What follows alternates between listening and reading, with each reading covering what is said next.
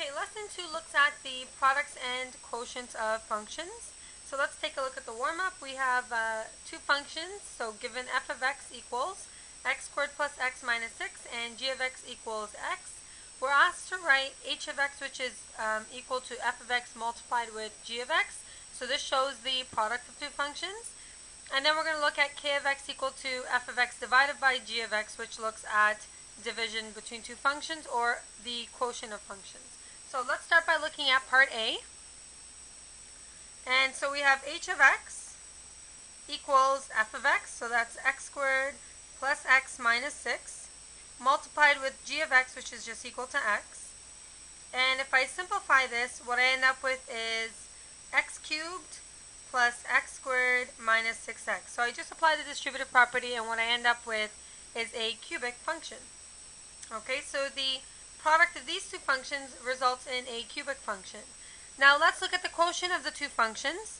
And so we're going to look at x squared plus x minus 6 divided by g of x, which is just equal to x. And what you'll notice here is that I can't simplify it further. And so what this ends up creating is a rational function. And if you think back to when we looked at rational functions before, oftentimes you would have an asymptote in the graph. And this rational function in particular has a restriction on the value of x because you can't have a denominator equal to 0. And so what that represents is the value of x that will represent a restriction as well as the asymptote for the function. Okay, so let's talk about products and quotients of functions in a little bit more detail. So what you should have noticed so far in the warm-up is we started off with a quadratic function and a linear function. When we looked at the product of the two functions, we had a result of a cubic function. And when we looked at the quotient of those two functions, we ended up with a rational function. Okay, so the domain and range of the new functions will be modified based on whether it became a product and whether or not there were restrictions before, or whether it was a quotient and whether or not there were restrictions before as well. Okay, so products and quotients of functions. The superposition principle is a convenient way to visualize the sum or difference of two or more functions. So that's something we looked at yesterday. We looked at adding or subtracting the y values for the same x values in two different functions. And we sort of use that to help us visualize and graph the combined sum and difference functions. So the problem here is that when two functions are combined through multiplication or division, the nature of the resulting combined function is less obvious. It's not as easy to see what the graph may look like. Okay?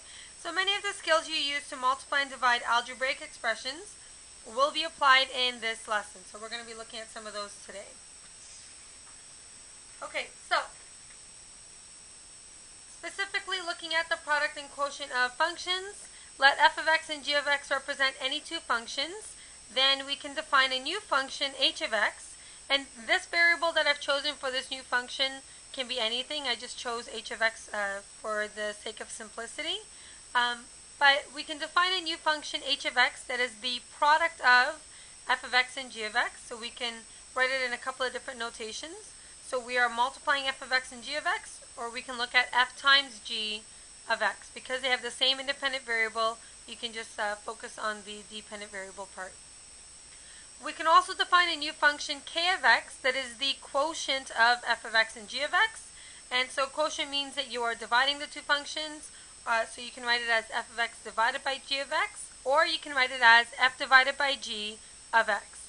And so what I want you to notice is that when you are looking at the quotient, there is a possibility for you to have a restriction on the denominator, since you can't have values of x that will be equal, values of g of x that will give you a result of 0 in the denominator. Okay, so we're going to get some restrictions when you look at the quotient of the functions.